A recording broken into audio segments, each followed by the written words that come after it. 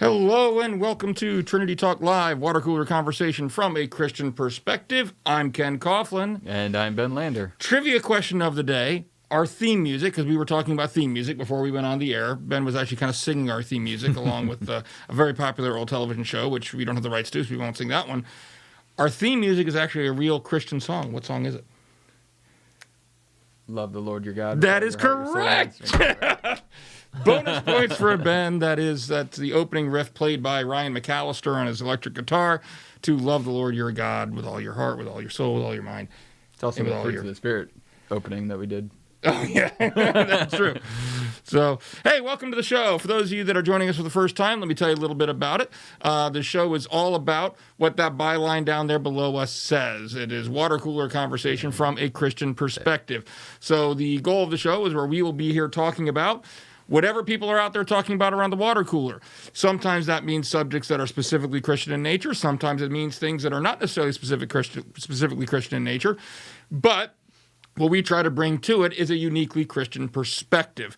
So whatever we're talking about, if nothing else, hopefully we can exemplify that we are putting forth the effort to try to put Christ first in our conversations.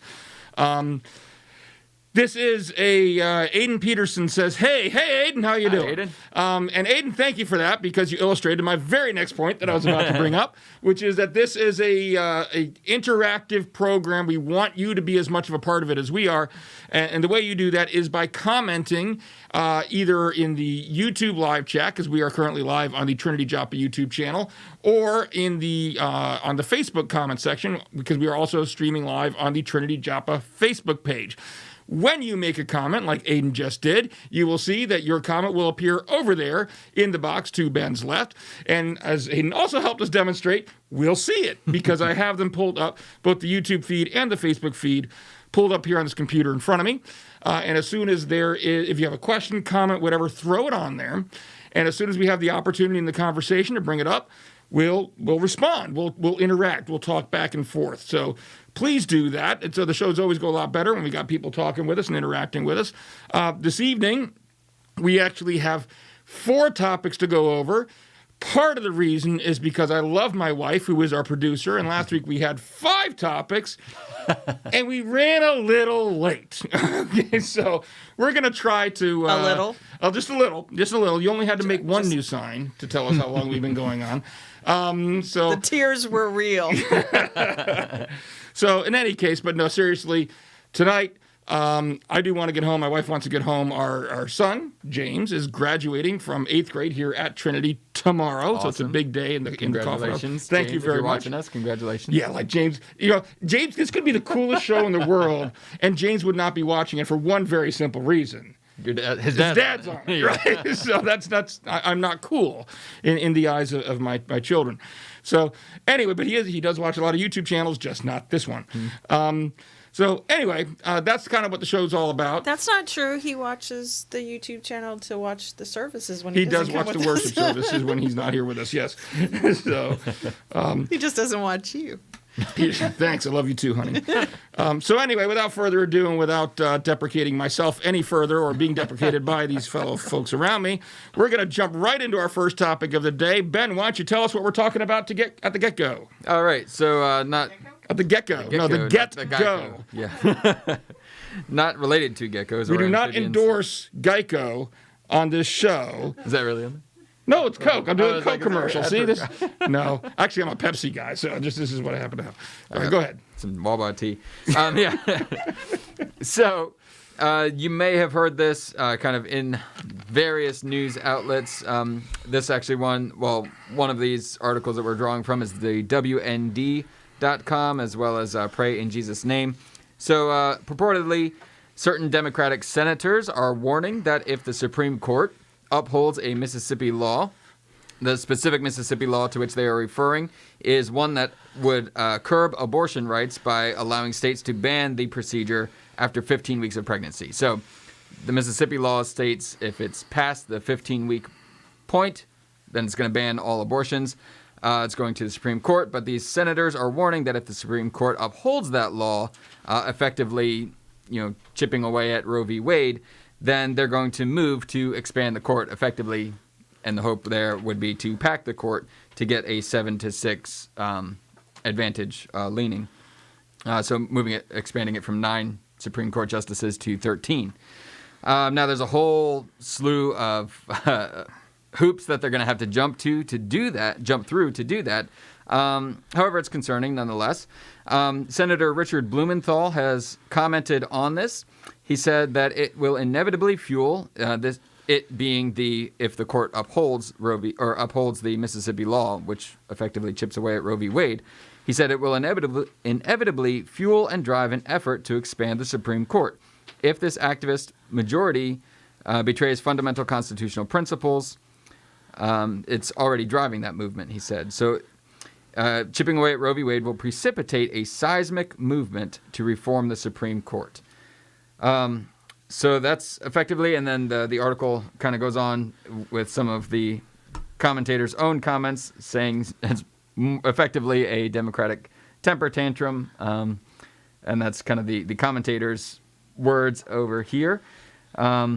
What are your thoughts on the whole packing the Supreme Court? So many thoughts. And, the funny thing is about this is, those of you that don't know me, I'm a lawyer. Been a lawyer, practicing lawyer for over 2 decades. I'm also the media director here. I wear a lot of different hats. But putting on that lawyer hat for a minute, so many problems. I mean, we could, and to be honest with you, this is one of those issues that it's almost, in my mind, it's almost abortion adjacent. And in the sense that, look, we've made no bones about it on this program that we are both very adamantly pro-life. Yep. Whether it was this issue or some others, the fact that this happens to be surfacing in regard to Roe and abortion is kind of that's just the precipitating factor. But really, it could be any issue that when someone starts talking about court packing, that's a problem, all right? Look, and first of all, just so you understand why this is even possible, a lot of people look at it and say, well, wait a minute, isn't the Supreme Court established by the Constitution, so Congress can't do anything about that? Not true. The Constitution does in fact establish the existence of the Supreme Court, but the number of justices that are on the Supreme Court is not established by the Constitution. So Congress is free to change the number of justices on the Supreme Court. Now, it's been 9 justices since 1879, I want to say, somewhere around there. A long time. It's been 9 justices, which seems to be a pretty good number. Now, understand that the only motivation for wanting to pack the court, according to the reasoning that's being employed, has nothing to do with some kind of fundamental structural inadequacy to the number 9. Yeah. The only justification is if we don't like the way the court rules on X issue, and in this one, the X issue happens to be Roe v. Wade, but it could be any issue. Yep. We don't like the way the court rules on X issue, then we're going to increase the number of judges or justices on the court so that while we're in political power, so that we can, tilt the ideological slant of the court to start getting decisions that we like out of the court. That betrays everything that the separation of powers is supposed to protect. That betrays the entire principle of the Supreme Court. People wonder why Supreme Court justices are appointed for life, for example. Now, you may agree with that, you may disagree with that, but I will tell you right now, the justification for that is specifically because politicians try to do things like this. Otherwise, every 4 years, you'd have to go through. Exactly. The same thing, it's to try to make the justices who are on the Supreme Court immune from political pressure. And if you think that just because someone was appointed by a president of a particular party, then you can therefore predict exactly how they're going to rule on every issue, then frankly, you're naive about the history of the court. That's just not how it's worked out. Even recently, one of the ones appointed by Trump has sided with the more liberal. Yeah, and so it's just and Chief Justice Roberts, who was appointed by President Bush, I believe, he certainly has not been, I wouldn't say a middle of the road. He has been a swing vote in many instances. So you can't predict it. I mean, Sandra Day O'Connor was appointed by President Reagan, and yet ended up, I believe, being in the plurality. I don't technically Planned Parenthood versus Casey was not a majority opinion; it was a plurality opinion, as I recall. But I believe ended up being in the plurality of Planned Parenthood versus Casey. So there's no guarantee that it's going to, and there's plenty of instances of that being the case. So this type of thing, I don't care whether you're Democrat, I don't care whether you're Republican, I don't care whether the issue is Roe v. Wade, I don't care whether the issue is gun control, I don't care what it is. This is not the solution, and we should all be able to unify together to soundly condemn this. Because here's the other thing to think about. Number one, do we really want to set the standard? Because that means, look, whatever you do can be done to you when the tides turn. Turnabout is fair play. Exactly. So then Republicans come into power, and they could just increase the number of people on the court. I mean, do you really want to start setting that precedent? The other thing that is kind of getting glossed over somewhat here, although I did see it mentioned once, is right now there is a 50-50 split in the Senate. Now, granted, they have Vice President Kamala Harris would have the tie-breaking vote, but you only get to a vote if you get past the filibuster. You don't have enough votes to overcome a filibuster. So the only way this would get through the Senate is by first abolishing the filibuster. Yeah. You want to do that? Because again, you do it, then it can be done to you. Exactly. And so it's very short. It's not just short-sighted, but to me, it is completely antithetical to the fundamental protections and what makes our governmental structure work. And I do have something to say about Senator Blumenthal's comment, but I'll get to that in a minute. So. Yeah, just to add on to it, supposedly the proposal is set to go off tomorrow, I believe. It says Thursday, as of when this article was written. It says a group of Democratic lawmakers plan to introduce the bill Thursday. To expand the Supreme Court from 9 justices to 13. I think that's actually been introduced already. Was it last Thursday? I think so. I might have missed Yeah. that. But yeah, no, I completely agree. I think it is. I think the equivalent of. I don't know if I would go so far as to say a temper tantrum, although kind of, but it's more so the equivalent. It's typical politician behavior. I mean, yeah, and it's stacking the deck in an attempt. And I think the thing that gets me, like you hit on, was. It has nothing to do with the Supreme Court itself, the structure of the Supreme Court itself. The only precedent is that they disagree with how the Supreme Court is ruling. And if they can do that on this issue, what's to stop them from doing that on any other issue? Right. So where is then that completely shoots yourself in the foot if you're supposed to have 3 separate legs of power? You've got the judicial branch, you're completely severing it. And the Supreme Court becomes completely subservient to the legislature. Yeah, exactly. Yeah. I mean, it's ridiculous. So, yeah, I mean, I as an attorney, I have some very strong views about this. I think this is one of the worst ideas to come out of Washington in the history of ideas. I mean, it's horrible. Well, just think of what the precedent you're going to set is. The Democrats do it now. The Republicans get into power. I'm using air quotes, but you can't see me. And then they do it to get their way. Right. And then the next time we have a switch again, the Democrats do it. And then eventually we come to have a Supreme Court that has 100 justices on it. Yeah, 101 because so it will have to be filibuster in odd. the Supreme Court. And then it becomes unwieldy, and then we stagnate our judicial system. Yes. Yeah. I mean, it's completely short-sighted, to say the least. Hugely short-sighted. Now, all of that is completely independent of the abortion issue. Yeah. Now I'm going to make something about the abortion issue, and this is Senator Blumenthal's statement, and not really necessarily about the abortion issue as much as about the case of Roe v. Wade. That quote that you read, I got to admit, I kind of laughed. And this is attorney laughter now. It's one of those jokes that you wouldn't get unless you're a lawyer, I guess. But it will inevitably fuel and drive an effort to expand the Supreme Court if this activist majority betrays fundamental constitutional principles. Activist majority regarding Roe v. Wade. Are you kidding me? I got news for you. Even many supporters of Roe v. Wade who want to see it stay the law right now would admit to you that the reasoning employed by the court in Roe v. Wade was laughably bad. Laughably bad. It was the definition of activist judiciary. Understand, for those of you that aren't familiar with the term, what it means to say like activist judges or somebody's an activist is the accusation being made is that you've got judges who the law doesn't really say what they want it to say, so we're going to work real hard to kind of stretch things, to read what we want into it, to kind of make the law say what we want it to say. That is the definition of what Roe did, okay? To understand how Roe v. Wade was reached, all right?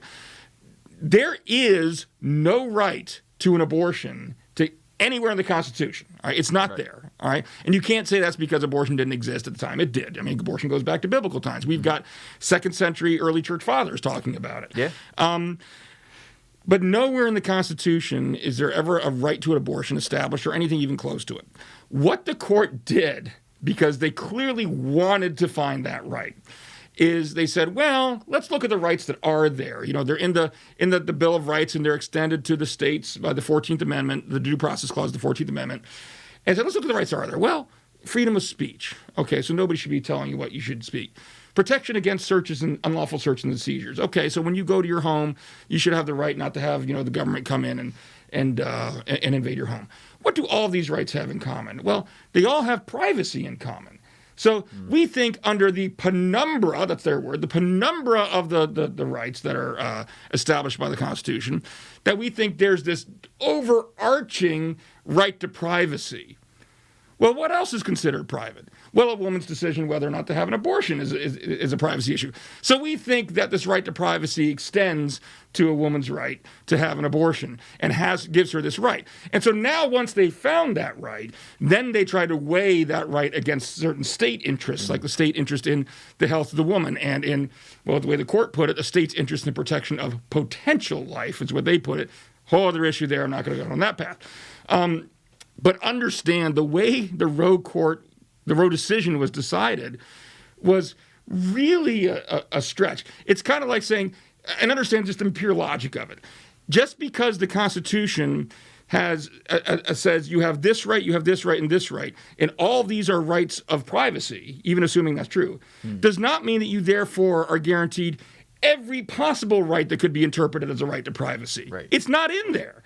But that's basically what the court did. They said, well, these rights are all rights about privacy. Therefore, since this other right is a right to privacy, that must be in there too. It was the definition of judicial activism. And if, and I'm not saying Roe's going to be overturned. I mean, I know a lot of political pundits think it's a foregone conclusion. I've seen the court. I'm a lawyer. I've followed the Supreme Court my entire career. I've seen enough times when everybody thinks, oh, this is going to happen, and it doesn't, that I'm not saying it's going to be overturned. I don't know if it's going to be or not. But even if it is, it's going to be because the justices today look back at that reasoning and say, that right wasn't there. That right wasn't there. And so that is the opposite of judicial activism. That is actually trying to look at what the Constitution actually says and base a decision on that.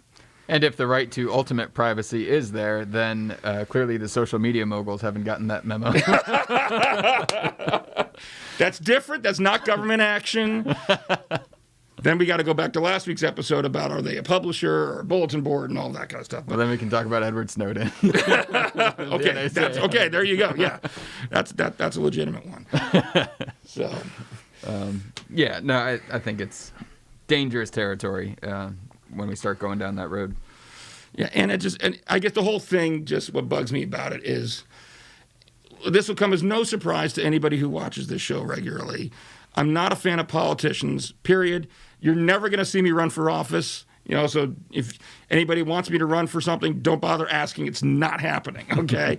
But it's just, this whole thing reeks of, well, we have, and I think we talked about this on the show a few episodes ago, where there are certain issues that the political parties almost don't want to be resolved because if they get resolved, then they got nothing to argue about. They don't have a platform to stand on. They don't have a platform to stand on. And so it's almost like they speak solely myopically of, this one issue, without looking at the big picture or the consequences of what they're advocating for. So in this case, they're just thinking, well, my base loves Roe v. Wade, so therefore we have to do everything we could possibly do to protect Roe v. Wade.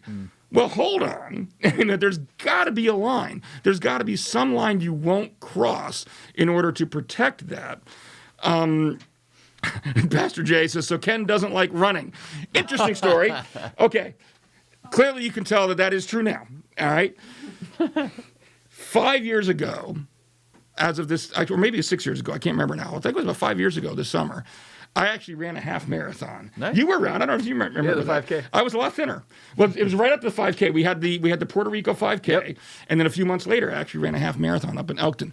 And I was a cross country runner in high school. I actually love running. I absolutely love running. I love long distance running. Up where I live, there's a lot of farms and everything, and I love going out early in the morning. You can hear the roosters crow. It's fantastic. Unfortunately, in that half marathon, it was a trail race. I tore the meniscus in my knee, had to have surgery. Never got back into it, and this is the body that resulted. So I love running, I just can't do it anymore. So, but not for office. Anyway, but this whole story just reeks of politicians doing politician things. You know, it's like we're going to focus on this one issue, say whatever we need to for this issue.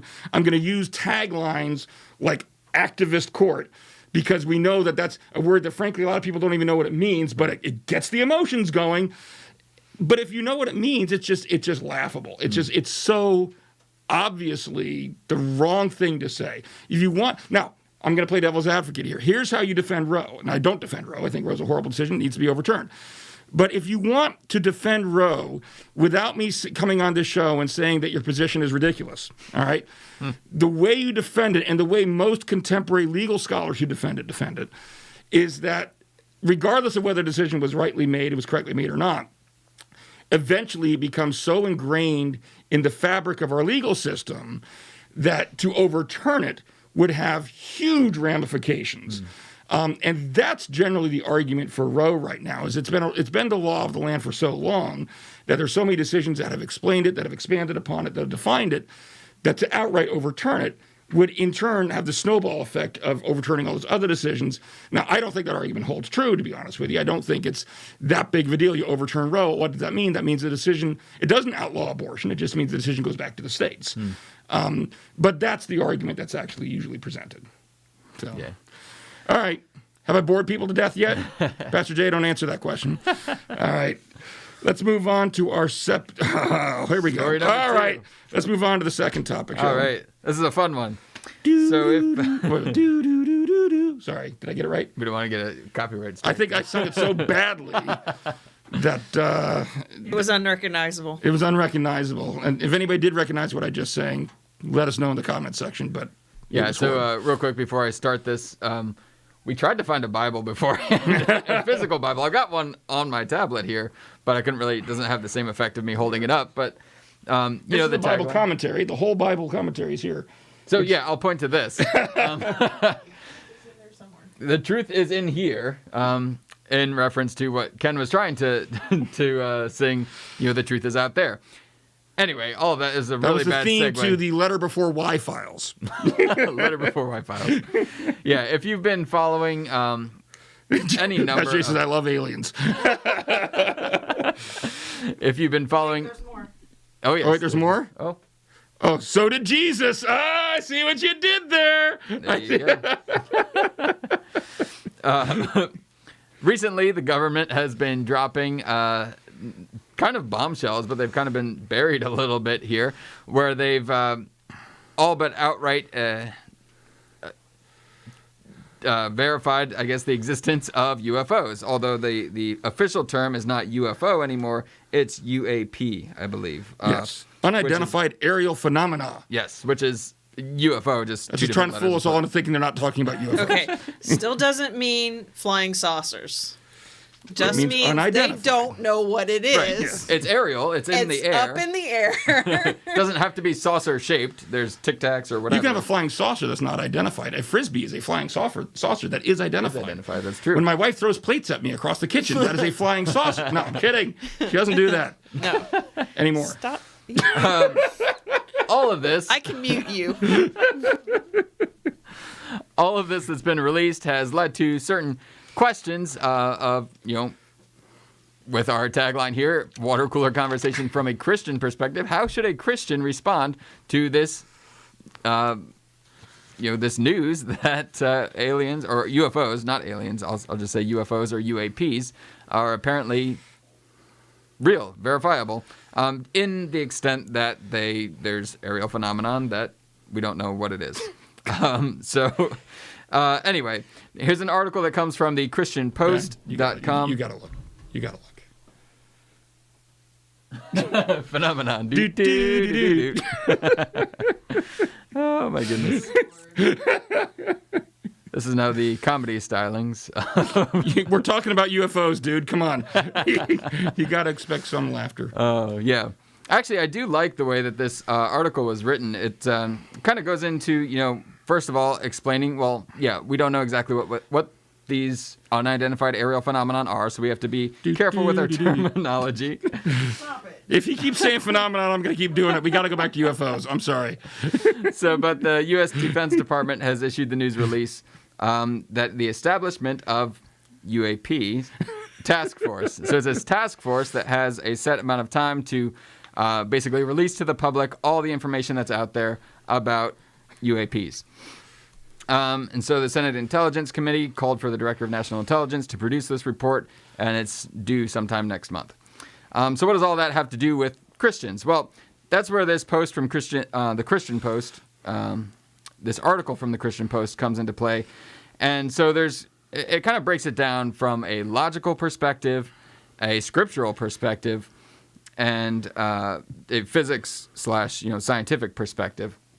So first of all, there's the logical perspective is that there's basically three options. First of all, aliens, if they do exist, they visit this planet and they want to be discovered.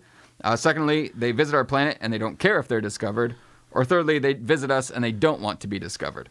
So you can kind of rule out the first. Logically speaking, if they want to be discovered, then they would leave much stronger evidence. Secondly, if they do not want to be discovered, but they have been, then they're not very good at that. And so you would think that a highly, technologically advanced civilization would have better ways of masking themselves. Or third, they don't want to be discovered, and they haven't really done a good job of that. But anyway, it goes into the whole Fermi Paradox that, the Fermi Paradox, basically named after Enrico Fermi, the physicist, stating, it's plausible that other life exists out there in the universe somewhere, and that's based on a humanistic or a naturalistic understanding of evolution. Who's to say that we're the only creatures that evolved in such a way, yada yada. That's basically the Fermi Paradox. But did you just yada yada yada? But if we're looking at it from a Christian perspective, and this is kind of the nuts and bolts of what this article is getting at, and this is why I kind of liked it. So our answer involves three theological facts. So fact number one, if aliens exist, Jesus made them, right? Because Colossians 1:16 says that in Christ all things were created, in heaven and on earth, visible and invisible, whether thrones or dominions or rulers or authorities, all things were created through him and for him. So if life exists out there, it was created by Jesus. Scripturally speaking, that's what the Bible tells us. Fact number two, if they have free will, then they are in need of a savior, right? Freedom requires choice, and in this case, the choice between good and evil is what it says. And so finite beings who are not God, i.e. everything, will inevitably choose evil. Thus will sin, thus will separate themselves from God, thus will need a savior. And that savior is Jesus, namely, in name. So Hebrews 14, we know that he is the only propitiation for our sin. And then fact number three is that the Bible is a practical book. So it tells us why the cosmos was created. It was created for us to know God, to understand God, that his invisible qualities have been made known to man so that we are without excuse. And so it kind of goes into that, if these aliens existed and Jesus created them, then he would need to die for them. He would need to die for their sake. But Scripture doesn't tell us that. It tells us that he died for us. Not only that, for you specifically, each one of us, that if you were even the only person on this planet who had sinned, he still would have died for you. And that's kind of the point to all this article. I know it was a long introduction, but what do you take from all of this? I mean, there's a lot. We could be talking about this one for a while. We probably will be. Sorry, honey. First of all, I want to talk about the logical point that you brought up. I actually kind of disagree with the article on the logical breakdown, and here's why. I mean, I'm still going to come to the same conclusion the author does, but, like you said, he tried to lay out three different ways of looking at it: the logical way, the scientific way, and the theological way. And in the logical one, he lays out those three possibilities and kind of rules out all three of the possibilities. I didn't necessarily buy his reasoning for ruling out some of those possibilities. For example, that first one where he dismisses option one, aliens visit this planet and want to be discovered. And he says, well, if they really want to be discovered, they're so technologically advanced, they'd be capable of leaving stronger evidence of it than we are. Well, I got to tell you something. As an apologist, that's an objection I hear people lay against God all the time. All the time. And the response to it is, well, but God did, and he certainly left enough that there's still room for faith. There's that trust relationship, and arguably there's no reason or no method to express trust if you're given complete knowledge of every single thing, which we couldn't be anyway because we're finite creatures, the infinite and all that. Go on and on. I'm not going to go into all that, but when I first read that, I was like, okay, well, I don't think we could. If all this information is out there, to quote X-Files, and the government's just been keeping it from us, and they're starting to reveal it, how do we know how much information they've disclosed? I mean, There could be quite a bit of evidence they've put out there to show. That's and fair. there could be other reasons why they haven't done more. For example, there was, Mary Kay, what was the movie you had us watch? It was 1980s kids saw the aliens. The Explorers. The Explorers, okay. And this is not, don't get your philosophy from the Explorers or anything. It's just a cute little 1980s kids film about these kids who build a spaceship and go up and they meet some aliens.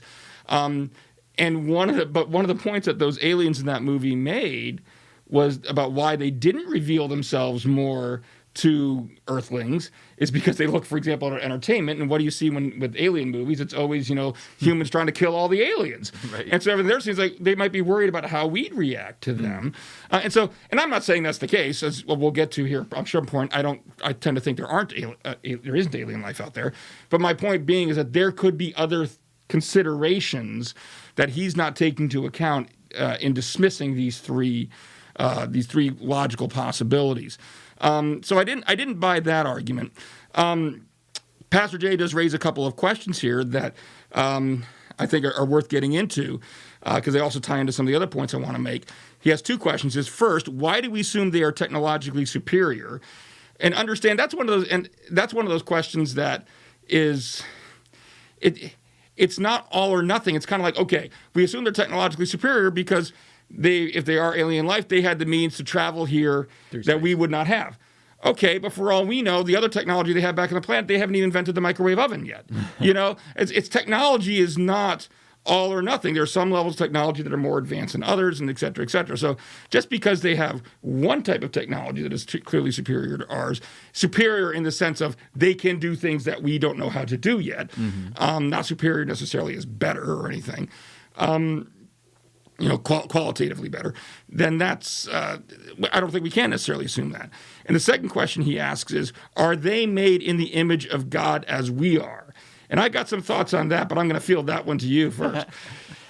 Well, actually, before I get to that one, kind of something that struck me as interesting, R.C. Sproul makes a really good point, and I'm going to agree with him here, and maybe this is kind of bombshell, but I'm going to state categorically that the Bible says there is extraterrestrial life, because R.C. Sproul says, what about aliens? What about angels? What about angels? Don't they count? In the strictest form of the term. You can't read my handwriting. What's that? Nice. Yeah, in the strictest sense of the term extraterrestrial, meaning not on terra firma, not on the earth, angels exist. Right. And they have the ability to take different form. Didn't they find like a virus on? Oh, like one of the moons of Jupiter? I don't know, something. Yeah, Titan or Europa. mean, they're like doesn't that- microorganisms. I mean, and a virus is technically live. Well, that gets into a whole other topic. How do you define life? How do you Yeah. define life? And that kind of ties into the Not question. sentient life. Right. Well, yeah, I mean, but yeah, if they find a plant growing somewhere. But my question, if there is such thing as alien life that is intelligent enough to have traveled here to Earth, does that by definition mean that life must have been made in the image of God? It must have been made by God, because God created yes, the universe. And when we think of what the image of God is, it's not a physical image, right? It's not, God doesn't necessarily have all of the features that we do. Jesus does, and Jesus is God, and we'll get into that whole theological questioning later. But, Scripture tells us that God is spirit. And so in that is what we mean by the image of God. We have the Spirit of God indwelling within us. And if he chose to do so, Scripture also tells us he could draw all breath, all spirit. That's the same word, biblically speaking, nephesh or ruach. It's the breath of life. When God, one's Hebrew, nephesh and ruach. Whenever the phlegm's coming up, it's Hebrew. So when God created Adam, what did he do? He breathed into his nostrils. He breathed the breath of life into him. In Hebrew thought, there's actually, and this kind of gets into that whole difference between nephesh and ruach. It's they both mean breath or wind or spirit. In ancient Hebrew thought, they wouldn't bat an eyelash and say that animals have souls, but they made a distinction between soul and spirit. Soul is that animating force. It's a life form. They have a soul because they have this life within them, but they don't have the breath of life from God. They don't have a spirit indwelling. There's a difference there. That's the same difference.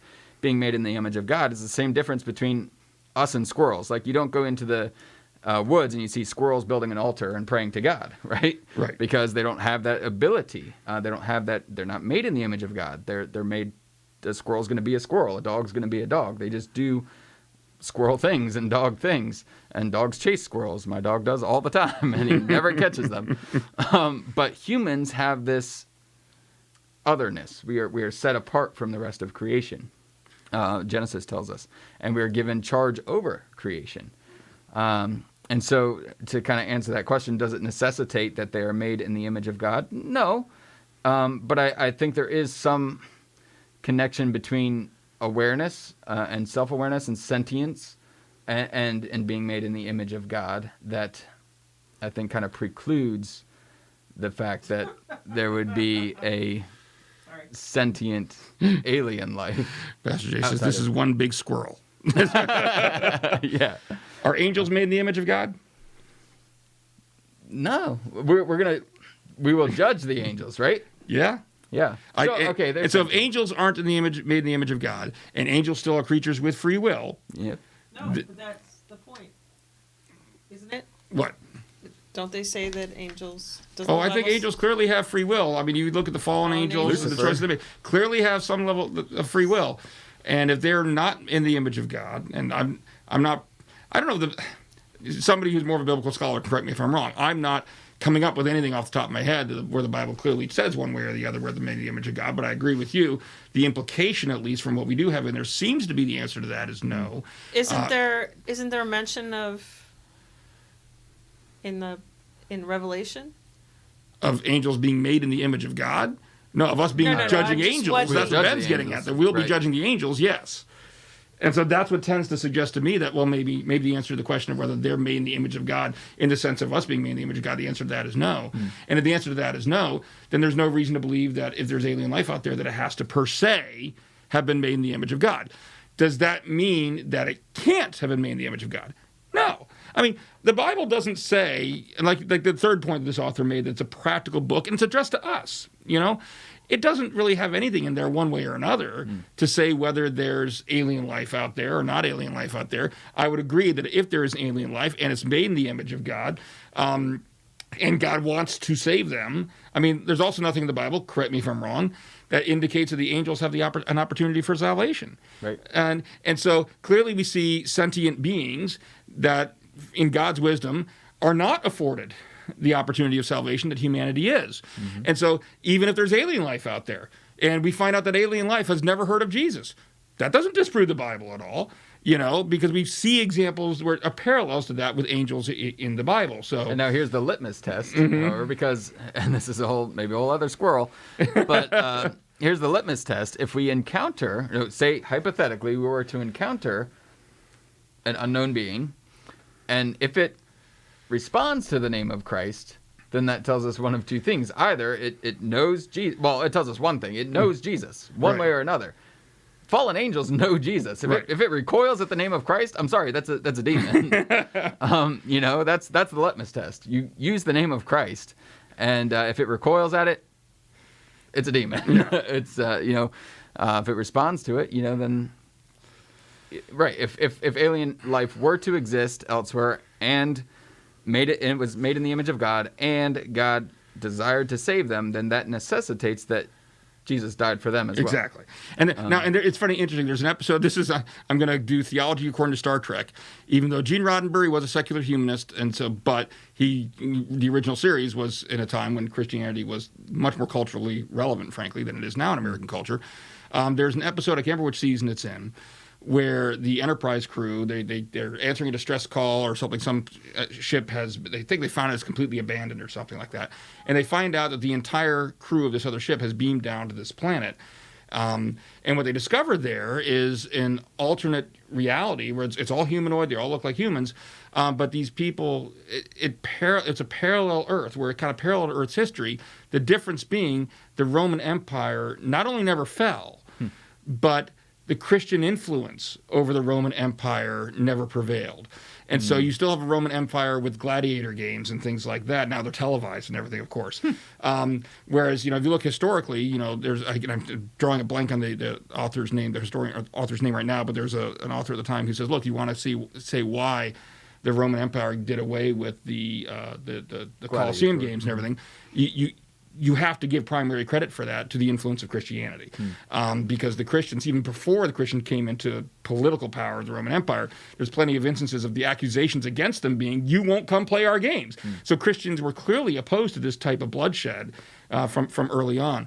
And so what was very interesting, though, is in this Star Trek episode, they go down there and they don't realize at first that it has anything to do with Christianity. They just saw these people. They talk about the worshipers of the sun, worshipers of the sun, worshipers of the sun. And at the end, Spock's kind of puzzled because he says, look, the theology and the practices of this group don't seem to be parallel to what we know about sun worshipers and the way they developed on Earth. And that's what Uhura actually says, no, you guys have it all wrong. It's not the sun in the sky they're worshiping, it's the Son of God. And it's like, oh! and so yes. I think it is possible, as much as Star Trek is complete fiction, I get that, that if there's an alien life, that God can reach anyone, and sure. Certainly could have. Now, all that being said, I've kind of talked about his first reason, his logical reason. We've talked about the theological basis. Let me go to the scientific one. Wait, before you move off of the theological. Yeah. I seem to remember doing a Bible study at one point that I thought mentioned angels and salvation, and we don't have to hash it out here. But it was 1 Peter 1:10-12. And, the Bible study, I don't remember what the Bible study was, but I remember because I was trying to lead this particular session of it.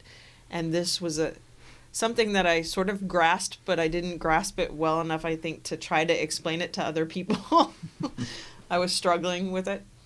But so I remember this verse. I had to look up the citation to make sure I was right. 1 Peter 1:10-12. Gotta get the glasses. Concerning this salvation, the prophets who spoke of the grace that was come to you searched intently and with the greatest care, trying to find out the time and circumstances to which the Spirit of Christ in them was pointing when he predicted the sufferings of the Messiah and the glories that would follow.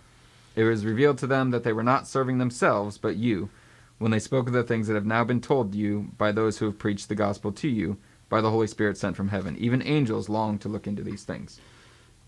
I know what I'll let you go first. I know what I have studied that verse before and what I came to, but... Yeah, I think the conclusion that I would kind of reach from that is that here Peter's explaining a mystery, so to speak, that God spoke through the same Holy Spirit through the prophets of old, because he's speaking to the early church, and even angels long to understand these mysteries. Even angels don't understand the mysteries that they're sent to, the very mysteries they're sent to proclaim, the mystery of the virgin birth, right? That they don't understand the intricacies of, how God circumvented the natural processes. It's just simply because he's God.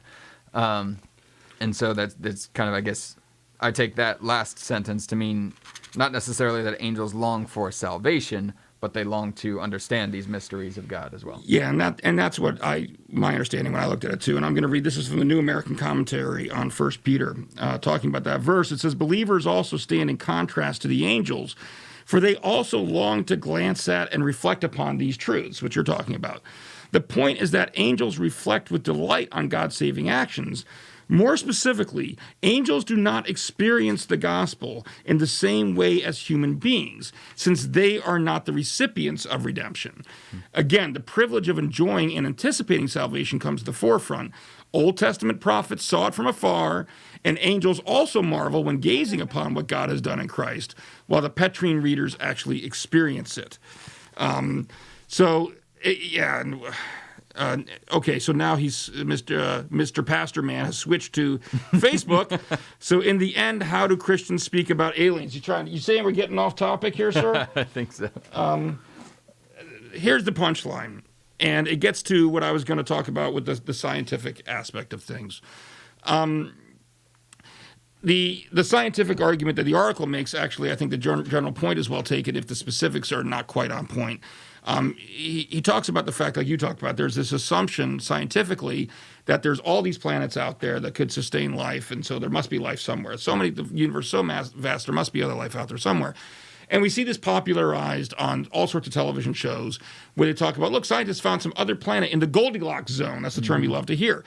As if that automatically means that life is going to spring up on that. The Goldilocks Zone, just so you know, is, your planet has to be a certain distance from your star so that to allow liquid water. If it's too close, it will evaporate. If it's too far away, it'll freeze.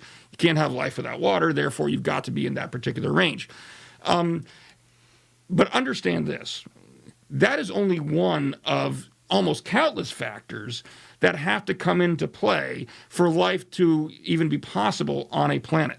Now, the reason I say that the article, I think, got a little bit wrong is because the factors that it particularly cited, where it talked about things like the law of gravity, electromagnetism, nuclear forces, these are all factors that apply to the universe as a whole. Sure. And so they don't really address the fact whether life they support life in the universe, right, not necessarily any particular place in the universe. But you have other factors like that Goldilocks zone, like the mass of the planet Earth, like the tilt of the planet. Understand that the tilt of our planet, which is supported by our moon, actually, is what makes seasons possible. If you're not tilted, you don't have seasons. If you're not turning around at the right rate, if one face of your planet is constantly facing the star, then you can't support life.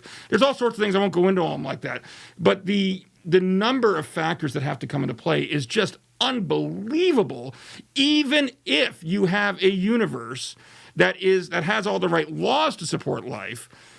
It still won't support life unless all these other factors in this particular location are also amenable to it.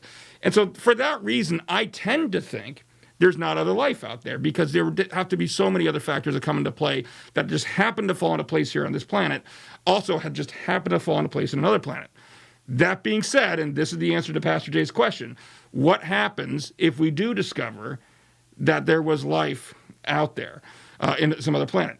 Well, the sheer volume of all these factors that had to have come together in order for that to have happened, in my mind, just provides even more evidence for divine action. In other words, statistically, it shouldn't have even happened once. Yeah, exactly. But if it happened not just once, but twice, then that just cries out all the more for a creator. So if there is alien life, this is not something that should in any way reduce or threaten the Christian faith. Yeah, even secular scientists like Stephen Hawking have alluded to that fact of, in studying the sheer mathematical, statistically impossibility or statistical unlikelihood of all of those factors randomly coming together, points to intelligent design. You know, Right. even that's a secular scientist who's saying this, Stephen Hawking, and he's very adamant. Then he tried for the rest of his career in life to try to refute, to find a way around that, and he never He really never did. He never did. Yeah, no. and so that's very strong evidence there. And yeah, I think you're right that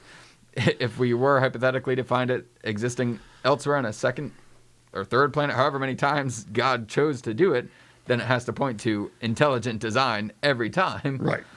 Just in the same way that the number of faculties that a human body, all of the miracles of life inside the human body, you don't have to look out in the cosmos, although it is fascinating, but just look into each and every person. Each life is a miracle to see, how the body forms and just the intricacy of how your nervous system, limbic system, all these systems come together. That's not coincidence. And that's the answer to that question I raised earlier. And people say, well, if God's really out there, why didn't he leave more evidence? The point is he did. You're taking it for granted. Yeah. You know. Boom, mic drop. Yeah, exactly.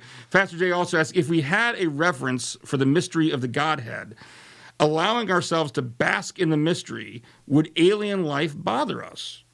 I say no. I mean, Yeah.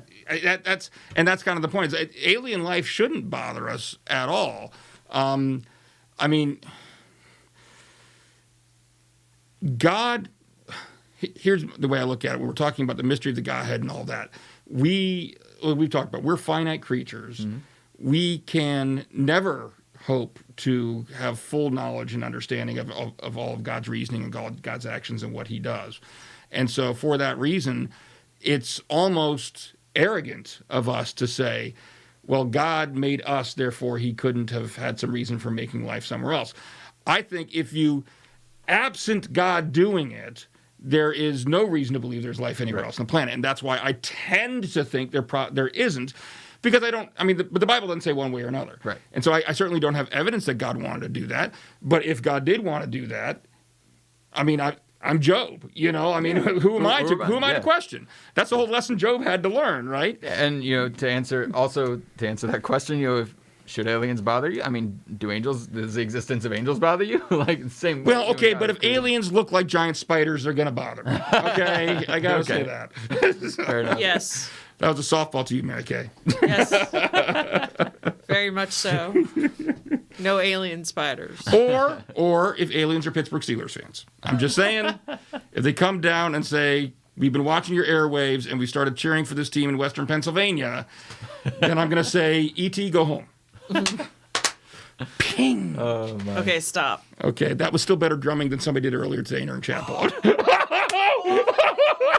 Ooh. Oh, wait. Shots fired. Words. He is watching.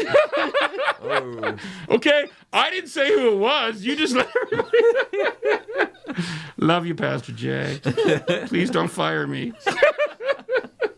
All right. He's saying we're scrolling again. We're scrolling again, so we're going to move on to the next subject. So let's move on to a slightly less squirrely topic. And this is these are my glasses, which I'm going to put on first. This is actually an article that's referring to a couple different reports that came out. The first one it's talking about was a report that was released just after the 2020 presidential election from the Public Religion Research Institute. And according to that report, it was asking Americans who they thought was the most trusted news source out there. And 15% of Americans cited Fox News as the most trusted source, which was about the same number as NBC, ABC, and CBS combined. And it was 4 percentage points above the CNN as well. And understand, you say 15%, well, that's not a big number. Well, you think about all the different media outlets out there. That's a pretty sizable chunk, and it was the largest chunk, is basically what it was. Now, this report also said that there was a connection between being religiously affiliated and finding Fox News to be the most trustworthy source of news out there. It said just 5%, matter of fact, just 5% of Republican viewers who watched Fox News identified as being religiously unaffiliated, whereas 15% of Republicans who did not watch Fox News were religiously unaffiliated, and 25% of the wider American public. So if you look at just the subset of folks who watched Fox News, according to this report, the overwhelming majority of those that found them to be the most trustworthy source were religiously affiliated people of some way, shape, or form. Now, the article then goes on to kind of expand upon this by looking at another survey, this one done by it's called the Cooperative Election Survey, which was done just before last year's presidential election. And they released their results just this past March. And that one polled a total of 61,000 people and got, frankly, a little bit more specific about preferences, religious preferences, and news watching, so to speak. And what it said, basically, if you look at your big three news operations, ABC, CBS, NBC, there was really no connection with watching. And this wasn't just who's your most trustworthy. It's who do you watch? What news stations have you watched in the past 24 hours is what they asked. So, you could have one respondent who's watched more than one, for example. But they said for ABC, CBS, and NBC, there was really no connection between, what your religious tradition and whether you were watching one of those channels necessarily. PBS, nobody was watching it. Doesn't surprise me. However, was BBC News on there? It was not in the report we're seeing right now. I don't know if it was. Because for a while, that's where I was going. There's an other category, but yeah.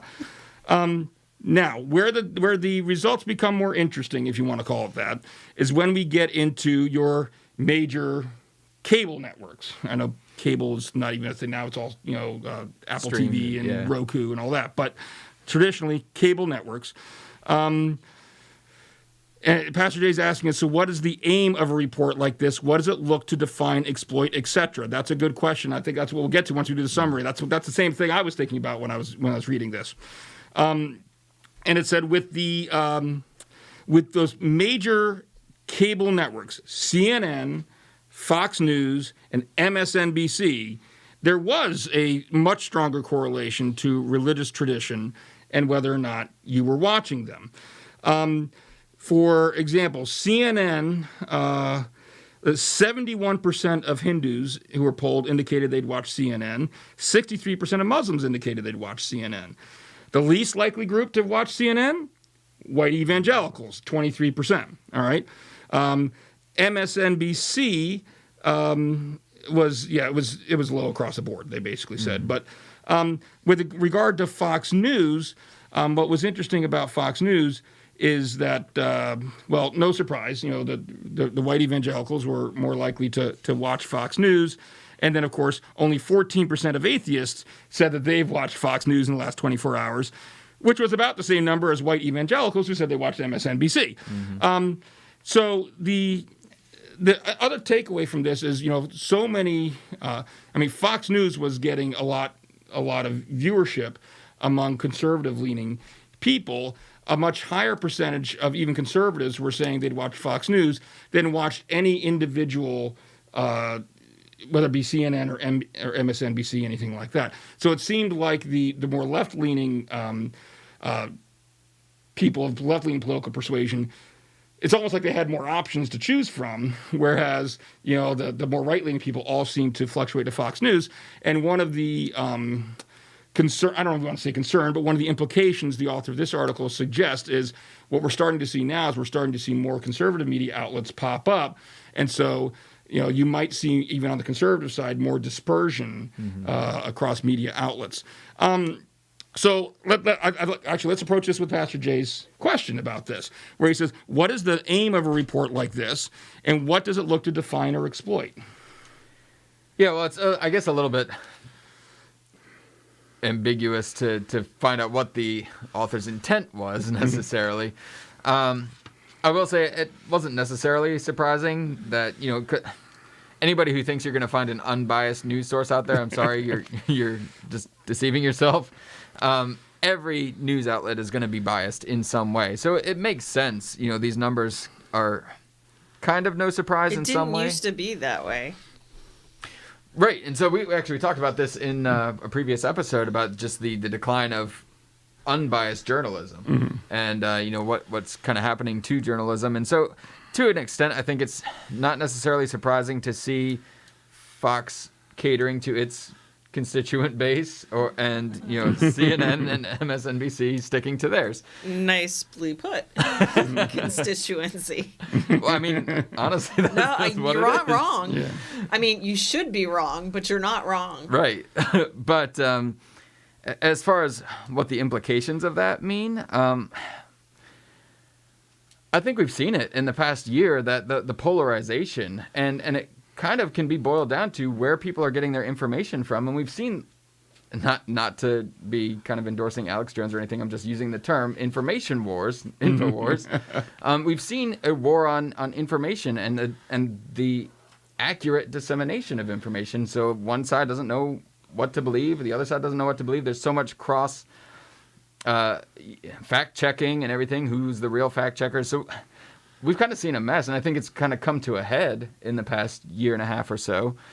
That how then we should respond to this, regardless of what the aim of a study like this was. I think it shows us the polarization that we're all feeling is shown in the numbers, I guess, a little bit. And how do we bridge that gap then? Is kind of the takeaway. Yeah, and Pastor Jay asks here, so is this report simply affirming what we already know? In one sense, yes, but I think there's a takeaway that we as Christians should have from a report like this.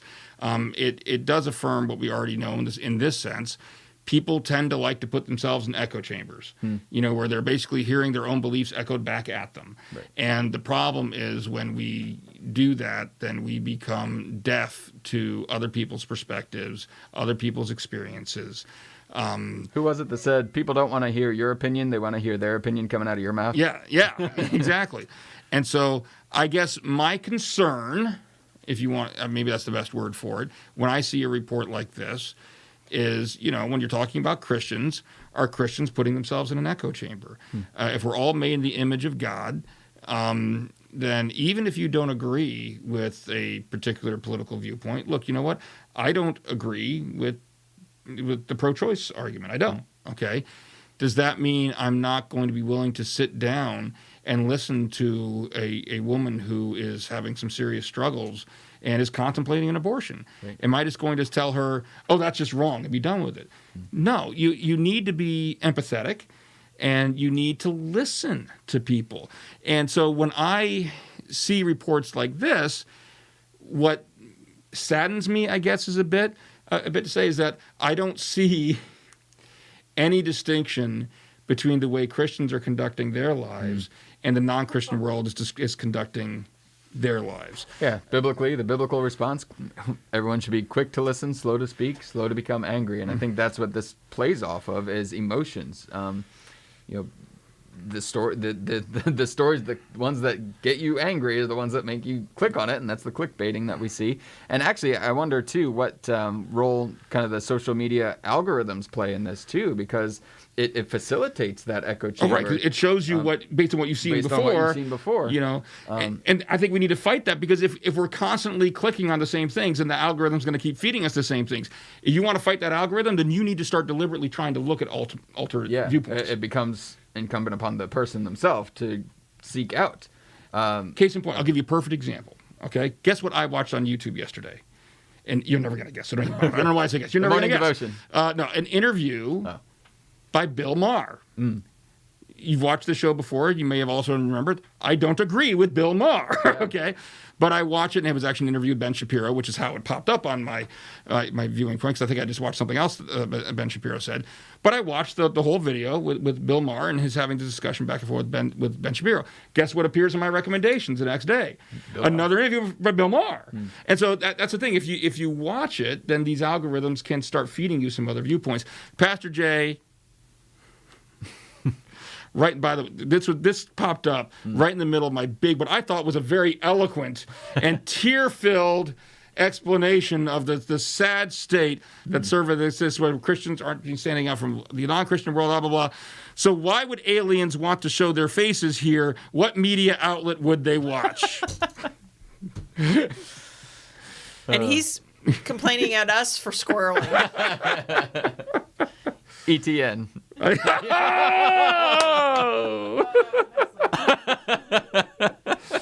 Nicely done. I was trying to come up with sir. something. You beat me to it. That was a good one. So yeah, I mean, that's my that was my takeaway from this is, what I did wonder, why you're writing something like this. You kind of know what the results of this kind of survey are going to be before you do it, unfortunately. And in that sense, it told us something we already knew. But it also, at the same time, I think there's a shining light that we as Christians can look at something like this and realize, hey, the world's supposed to be able to look at us by the way we're living our lives, and we should be standing out. We shouldn't be just blending into the background and looking like everybody else out there. If they can't tell you're a Christian, then you're not, by the way you're living your life, then you're probably not doing something right. And this is one example where I think that maybe we can do better. Another thing, maybe to point, I agree, but I think another thing, that's not to say stop watching whatever you're... No, it doesn't mean you have to agree with it. But expose yourself to other viewpoints so you can have empathy for people and understand. If all you do is you go back and repeat the Fox News talking points, I got news for you. Nobody's going to listen to you. You've got to know where they're coming from in order to truly have a meaningful conversation. I'm sorry, I interrupted you. But... it's to say more, yeah, I did. More or less. You need to listen to what they're saying. I'm saying, I agree. So that you can empathize with them. Yeah. I guess it really comes down to how well informed, and you can't be well informed if you only have half the side of the story. However, there is something I think to be said maybe about taking a media and a news fast for a while if people get too sucked into all of this kind of thing. And that I think we've also seen recently. So sometimes we need to do that for a season also. I agree. But if you're going to take a social media fast from everything except the Trinity Talk YouTube channel, Facebook page, no. Right. But the flip side of that coin is I think that I agree with you. Sometimes people need to take that fast, and there's also an argument to be made for why the church needs to be present in these areas as well, because these are mission fields that if we withdraw from them, part of the reason people feel the need to fast from them is because of how kind of poisonous they've become and how anti-Christian in a lot of circles and corners have become. And so we need to shine the light of Christ into that. But anyway, that's a different story. That's a squirrel that we're not going to get into. Let's go on to our last story, shall we? Sure. All right. So our last story you may have heard of. This is something that's been making the news very recently. There was a journalist by the name of Roman Protasevich. I apologize if I'm mispronouncing that. He was a former editor and founder of a blog called Nexta. He worked for someone else now, I can't remember who it was, on a social media channel. And basically this was I think the Belarusian pronunciation is Nekta. Nekta? Only because I saw a different article that said Nekta. Okay. It said in pronunciation. Well, anyway, he was from Belarus, but a couple of years ago he moved out of Belarus and relocated to Lithuania, and he has been an outspoken dissident, basically, speaking out against the increasingly authoritarian Belarusian government. And Robert Koger here says, what about those of us that don't watch the news for the reason of avoiding all their biases, and most younger people like myself don't watch the news? And to some extent, like I think you were saying, Ben, that can be healthy. Yeah. But at the same time, I don't think you completely insulate yourself from what's going on in the world. Right. And I mean, I'm sure like big news things are going to come to you regardless. So even in that, consider your source. Yeah. And so it's at this point, Robert, I would say, unfortunately, I don't think this is my pessimism showing through. I don't think you can avoid the bias of the news, because virtually every outlet out there is biased. But I think what you need to do is try to stay informed, take breaks when you need to. But when you are trying to get informed, make sure you're trying to hear from multiple perspectives and not just putting yourself in an echo chamber. So what happened with this journalist? He had written a number of things critical of the Belarusian government. Well, he was not, like I said, he was not in Belarus, but he boarded a plane that started was it in Vienna? I'm trying to remember where the flight started. No, it started in Athens. I'm sorry. Yeah. So the plane he was on took off from Athens, Greece, and it was on its way to Vilnius, Lithuania. I'm guessing he's probably going home. Another story that you sent over, his girlfriend, a 23-year-old girlfriend, I think was with him at the time. Yep. Well, in order to make this trip, the plane actually passed over Belarusian airspace. Now, it was never going to land in Belarus or anything, but it was passed over Belarusian airspace. As they were passing over Belarusian airspace, the air traffic controllers in Belarus spoke to the pilots in the plane and said, "We've just received a bomb threat from Hamas against your plane." And then there's some dispute, but really what it looks like happened, they said, "You need to land down here in Belarus, so otherwise you're in danger of blowing up," basically. In Minsk. I think. In Minsk, right. And so the pilots did. They landed in Minsk, and as they, all the passengers, oh, bomb threat, all are evacuating the plane. Guess what happens? The authorities are there, and they arrest Mr. Protasevich. And his girlfriend, who has nothing to do with anything. She just happened to be with him. They arrested both of them. Needless to say, this has the international community, in large part, up in arms. They've basically called it an act of state-sponsored terrorism. It's a state-sponsored hijacking, and essentially. So wait, was that a lie? Oh yeah, I'm sorry. Yeah, sure. No bomb was ever found. No bomb was ever found. Hamas, say I'm not a fan of Hamas, but they've even come out and said, no, we didn't. So they did it in order to get them. They did it in order to get the plane to land in Belarus so they could arrest him. And that's not that's not even a. Well, they were waiting for him, so they knew he was on the plane. They knew he was on the plane somehow, and they got the plane to come down. So just for the sole purpose that they could arrest him, and they did so under false tell me pretenses. again why they arrested him.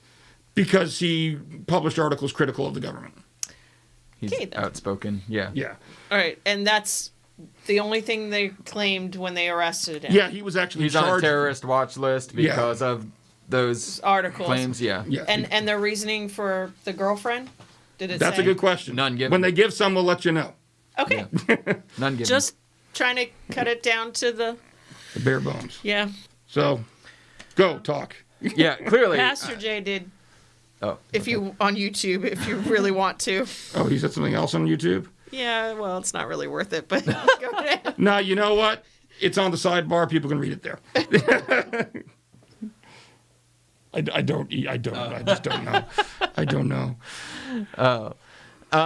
Yeah, no, clearly this is a violation of, I believe, international law. It's a complete, disregard for international law. And so, rightly so, neighboring nations have responded to this by routing flights around. Can I ask one more question? I'm sorry. Sure. The plane that he was on was not a Belarusian plane. Not what do we Ryanair is the airline. Which one? Ryanair. Ryanair. Do we know what country that was? Presumably either Greece or Lithuania. Yeah, but not not necessarily. Belarusian. But not necessarily. Okay. But yeah, but it's not Belarusian. If I were one of those countries, I would be really ticked off. Well, they have responded. They have put up sanctions against specifically flights through Belarusian airspace, so they no longer are permitting flights through Belarusian airspace. Any Belarusian flights to their countries, they've grounded, they've halted. So pretty much embargoed or sanctioned flights to and from Belarus. And so, and any flights that would go through that airspace, they are now telling them to route around Belarus. So clearly, that's one action that's being taken, although there's outcry for more, stronger action. And I would be inclined to agree because it sets a dangerous precedent that, hey, our airspace now is effectively, if you fly over us, then it's the same as being on our ground. We can land you, we can shoot you down, we can do whatever we want. And that's not also, it also alludes to in this article other things like this that have happened outside of a country's sovereign territory. I believe one of the examples they give was the attack on, what was the gentleman's name? Which one are you talking about? The one in the UK or the one? The Russian one, the one in... You mean Jamal Khashoggi? Yeah. Yeah. Okay, but is it the same country, Belarus, that's doing this? No, it's just or there's just this overall other countries. trend of countries feeling it's okay to employ tactics like this, and I'm trying specifically to find authoritarian regimes, and well, the one in Russia is the strongest, I think, ally of Belarus, and so they've sided with Belarus in this. Yeah, and the Russian one was actually the one of the UK. Russia, there was a former Russian agent of some sort who, I don't know if he defected or whatever, but he was in the UK, and Russia actually sent some agents into the UK to try to poison him, basically, to try to kill him. And then there was Jamal Khashoggi, which was in, I want to say, was it Saudi Arabia? Yes. I'm trying to remember. He was in the... Yes, it was. I can't remember which country he was in. I want to say he was in Turkey, and it was Saudi Arabia's, not their embassy, but their consulate in Istanbul, where he was going to get some kind of passport or some papers like that. And when he went in to get this done, they kidnapped him, murdered him, and in the consulate, basically. In the consulate, and did some things that we won't bother saying because it was gruesome. Yeah. And again, it was another example of because he was outspoken against the ruling powers in Saudi Arabia. And so that's the biggest concerning thing is that, and one of the points this article makes is, hey, look, if you don't respond adequately, then you're basically telling these countries that, you can do these things and all we're going to give you is a severe tongue wagging. And then does that create incentive for them to do it again? And for those that would say no, I'd say, well, we've seen 3 so far. Just in the last couple of years. And other countries, to join that. Were these... By the way, Pastor Jace says, clearly I'm not appreciated and way ahead of my time. You are appreciated, just not for bad jokes. You're appreciated in other contexts, like not firing me. I appreciate you for that. Okay? These articles that were printed in all of these cases that you're talking about, were they printed in other country periodicals? Well, they're printed online. Like this gentleman here in this case wrote a blog, but he was in Lithuania. It was based in Lithuania. Right. But, okay, because, we in America, we're getting up in arms very easily because we have freedom of press. For now. Sorry, did I say that out loud? That's a squirrel. As long as you follow your news network's bias leaning. Right. But yeah, since these were, you're saying online, so I don't know. They put him on the terrorist or the equivalent of terrorist watch list because the platform Necta. It was used to organize protests, basically, against the Lukashenko, I believe is the president of Belarus. He's supposedly duly elected president of Belarus. Duly elected for the past 27 years by a landslide. You have to say, one of the things that this gentleman was pointing out was the alleged illegitimacy and of the election process. Was it like Saddam Hussein's election? I think that's the accusation. Where there's guns involved? That's the accusation. And so one of the things he was doing was organizing these protests, and then also he was leaking footage of police brutality, things like that, against people. So I guess painting the government in a bad light. But I don't agree with what happened. Not by any stretch of the imagination. But I just wonder if we just would have to be careful about, how do I say this? If we did it, if we did it in order to get somebody, if we crossed that line, would we would we find a way to justify it? Like an unlawful deportation or extra? I don't know. I'm just saying Well, I mean, and you're right in the sense that we have to be consistent. Yeah. But I think there is a line to... because it was their airspace. Where exactly... Well, and that's what I'm not clear about, because there are international rules about how high up you actually have the ability to govern. And nothing in here I saw talked about, like, for example, how high the plane was flying. Presumably at cruising altitude. Right. And so I don't remember the answer to that. If one of our allies flies into our airspace, or we've probably done it in Europe and in Asia, one of these times when we had strikes against people, in order for our planes to be safe, if they're in Kuwaiti airspace or, Okay, but It's that like- wasn't a commercial airline. This was a commercial with airline. 124 other people on board who No. all thought there was a bomb on their plane and had to get evacuated. And all probably want to sue the Belarusian Well, and not government for the inconvenience of being landed in their country. Not only an inconvenience, but there was a real gamble that the Belarusian government took with these people's lives. If Mr. Protasevich were a terrorist and started opening fire and responding, there was a real risk that these 100 or so passengers could have been caught in any crossfire. So, I mean, yeah, it was... Yeah, but if he was a terrorist, don't you think they would? I mean, that kind of terrorist that would be wielding a weapon, don't you think they would have used that as an excuse for why they did what they did?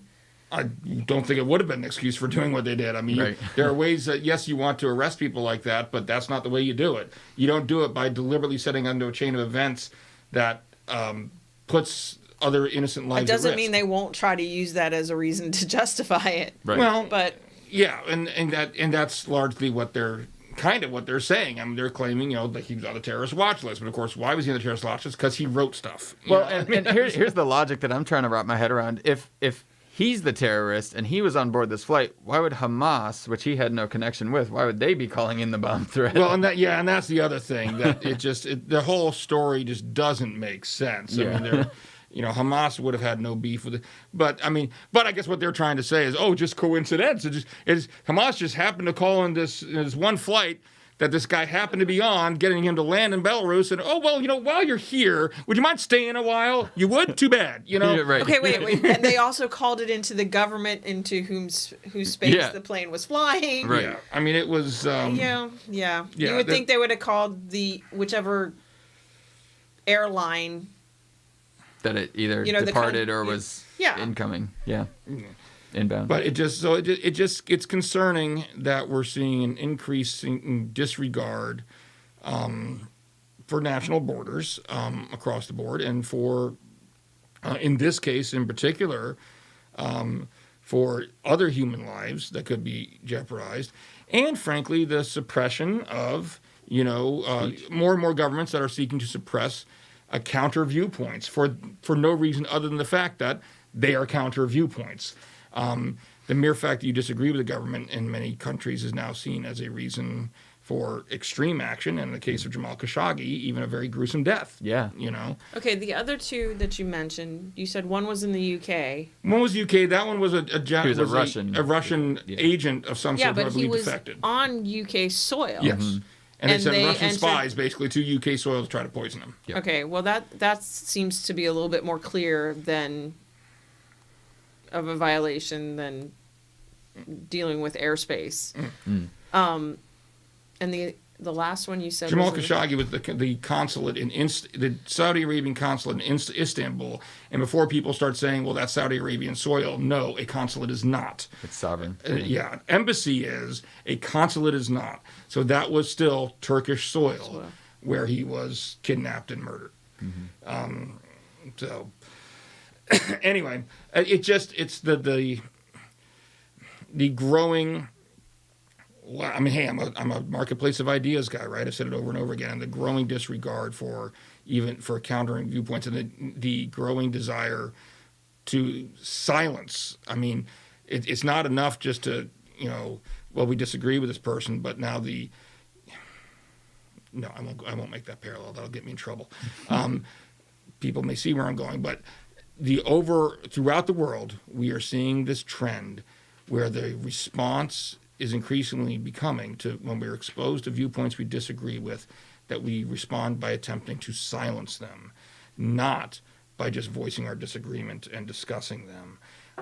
And in certain instances, like we're seeing in these countries, that has risen to atrociously evil acts being committed in an effort to silence opposing viewpoints. And that's scary. Yeah. And it's kind of a snowball effect from what we've seen over the past several decades with the loss of sanctity of life. The complete disregard for sanctity of human life, that you're willing to put 100+ passengers at risk for the sake of one supposed terrorist. Jonathan is it Burdine or Burdine? I apologize if I'm mispronouncing it. He had written a comment, then retracted it, and now he's reworded it. And he said, is it being looked at as an act of war? To my knowledge, Jonathan, the answer to that is no right now. No, I think the surrounding countries are increasing talks of economic sanctions, things like that. And so understand like the things that you were talking about, Ben, as far as the flight ramifications of, okay, nobody's flying over your airspace anymore. You can't come to our country. We're not coming to your country. That is just the tip of the iceberg as far as what's being talked about being done. We'll see if anything actually comes of it. There is the possibility for potential ramifications with Russia backing Belarus and, you know, all these other surrounding countries. There's tension there, kind of right at the time. I think that the article makes note of when the U.S. President Biden was trying to kind of smooth things over with Russia, and now we're at odds, at least in this case. Yeah, but nobody, and I guess it would be hard to classify it as an act of war because I don't know. I don't know if this gentleman was now a Lithuanian citizen or whether he was still a Belarusian citizen. I think he was Polish, wasn't he? Well, he said, the article I said he lived in Belarus. That's how he knew about all of this. And he fled to Lithuania in 2018, 2019, somewhere around there, I believe is what I read. Now, he may have been Polish by birth and by citizenship. I don't know. That's all in the same area of the world there. But if he was a Belarusian citizen, well, and even if he wasn't, I mean, all right, I'm going to play unpopular devil's advocate now. Let's talk about a certain Al-Qaeda leader who we violated, we being the United States of America, violated another country's sovereign borders without their permission to take him out. And we went in and we killed him. Is that during an active war zone? Is that different during I don't know. wartime? I mean, how do you... Were we actually at war? I mean, at that time, I mean... Yeah, I'm trying to remember back. We didn't have their permission. We did not have their permission, no. And so that was... That's what I was saying. That's why I was saying what I was saying is that, you know, it's... Lots of times we become outcome-oriented. It's like, yeah, you know, we look solely at the outcome. We don't ask whether the ends justify the means, you know. I think if we're going to be talking about this case, then there's a conversation to be had there about that one as well. And I would just say that if anything was going to be considered an act of war, and I do recall that when that happened, there were talks of being an act of war, but the fact of the matter is they weren't going to declare war on the United States of America. They just weren't. I mean, that would be suicide. You weren't going to do that. But I think that kind of language certainly was bandied about, and in that case, you actually had armed military personnel invading your. Now, they weren't coming after your anything in your government establishment, but they were coming after someone who was within your borders. Right. You know, I can see that's an even stronger case. Here, I don't know if it would be considered an act of war per se, but economic sanctions definitely.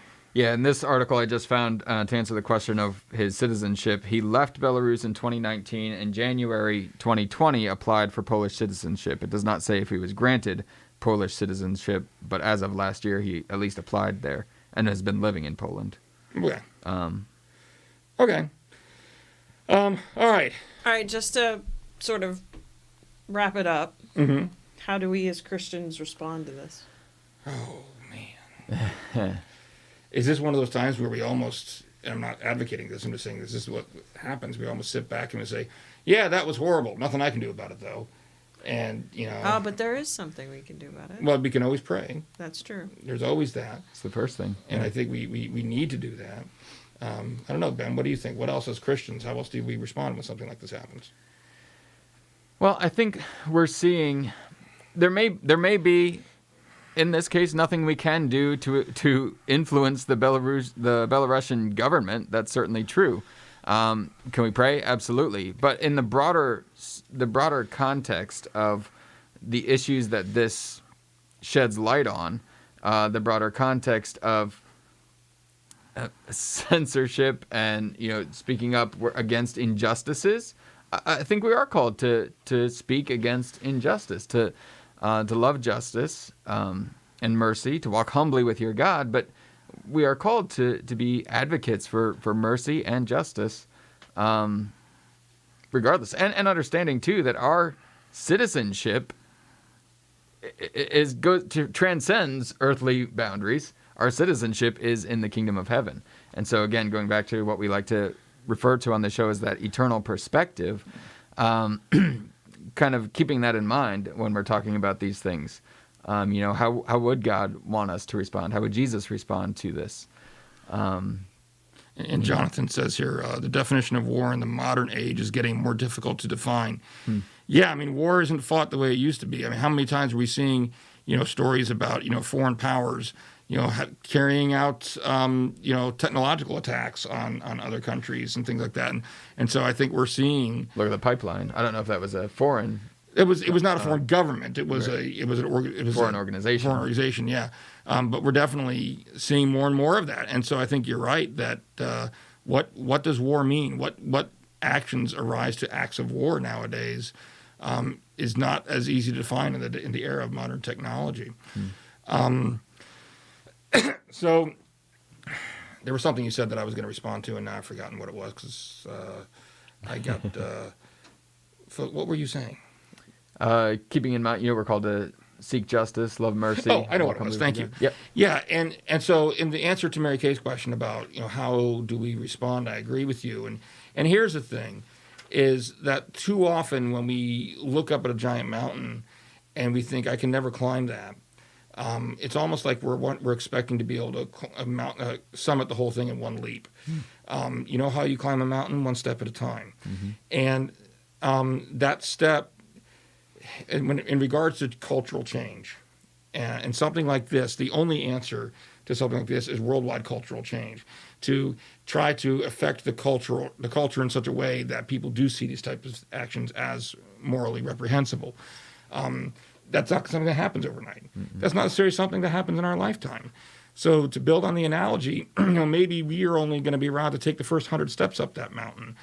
But it's not like the next person has to start back at the bottom again. They get to start from the 100 steps up, and then they take the next 100 steps, and the next 100 steps, and the next 100 steps. And as Christian, I'm sorry. Yeah, and so that's my point. As Christians, I think our calling is to speak up, is to have our voices heard, to try to influence the culture, and not necessarily expect to get all the way to the goal in our lifetime. But that's not the point. It's to try to institute the change to help bring people closer to Christ. Yeah. And as Christians, we don't start at the base of that mountain, so to speak, carrying that analogy. We stand on the shoulders of people who have come before us, believers, saints, the cloud of witnesses. We've got, world suffering is not a new concept, and so we can look back to how the church has responded in the past, and we can be faithful to our calling, even in the present. Yeah, you know what? This show was a lot funnier earlier. It really was. If you're just tuning in now, once we're off the air here, which we will be shortly because we got to wrap this up, go back and watch from the beginning. The jokes were flying. We were having a grand old time, largely influenced by Pastor Jay, but I don't think he's watching anymore because we haven't seen any of his comments. Or he just got offended feeling he wasn't appreciated. But this is obviously a serious topic, so it is what it is. But hey, thank you very much for watching, everybody. We really, really appreciate it. I keep asking for uplifting stories. This was about an airplane. Although it was the airplane coming down, so it's kind of the opposite. Nope. UAPs uplift, and you don't know how they do it. They just have propulsion. They lift up. You need to stop. You raise me up. No. This one's dedicated to you, Pastor Jay. When I forgot the words that come next. And the jokes are back. Yes, they are. And that's an inside one that nobody's going to get except my wife, myself, and Pastor Jay. Ben doesn't even get that one. Nope. You raise me up. Stop. I will mute you. And Pastor Jay will love me for it. Oh, dude! He commented on Facebook, #beaches, you lift me up. He is still listening. He's still watching. He's still watching us. All right, now we really need to wrap this up. All right, so thank you very much for joining us, ladies and gentlemen. We are on the air every Wednesday at 5:30 with a new batch of topics to talk about from a Christian perspective. Thank you to everybody who participated in the discussion this evening. Like I said, it's an audience participation program. We really love it when you're part of it. It just makes it more fun and more interesting. I'd like to thank Mary Kay, my lovely wife, for being our producer and contributor here this evening's program. Thank you to Ben, as always. Thank you, Ken. Thank you all for watching. Same bat time, same bat channel. We'll pay the royalties for that one later. See you next week. God bless.